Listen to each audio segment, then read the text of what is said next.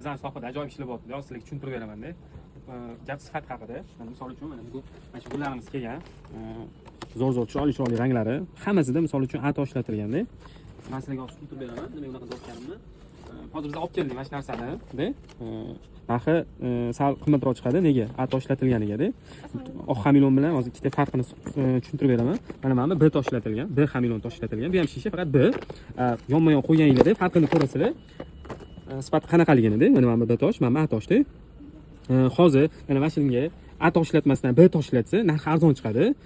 Klient ko'pchilik o'shani farqiga borisha olmayapti-da. Nima bo'pti, sanda qimmatda, bunda arzon deyapti. Ishlatilayotgan toshga, mana shu gulga ham misol uchun zich joylashganda toshlari. Agar buni orasini ochib, sal ochib, kamroq tosh ishlatsa, B tosh ishlatsa, o'sha narxi bo'ldi, o'zgaradi. Xitoyliklar shu narsani qilib beryapti. Prosta bizga tushuntirsak bo'ldi. Bizga arzon sifat qilib ber, bizga tosh kamroq ishlatsa bo'ldi. Narx o'zgaradi. O'sha hamma narsada shunaqa bo'lib ketyapti. Ayniqsa toshli narsada konkurensiyani hisobiga kim arzon berish o'ynalyapti-da. Ko'pchilik ko'rinishga qarayapti-da, bir xil ko'ryapti. Lekin ana tushungan odam, olib yurgan odam, ishlatib yurgan odam, sotgan odam uni farqiga boryapti.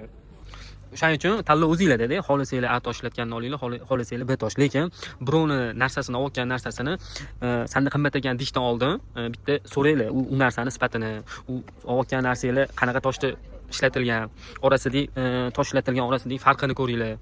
Men sizlarga qo'ldan kelgancha farqini tushuntirishga harakat qilaman, sifatda aytib o'taman. Ayniqsa durlarda ham sifat har xil. Olgan narsanglar to'g'risida ozgina ma'lumotga ega bo'lsanglar, nima olganinglarni, qanaqa sifatli narsa olganinglarni bilasizlar. Agar video yoqqan bo'lsa, bitta like bosib ketasizlar. Hammaga manfaatli bo'ldi deb o'ylayman.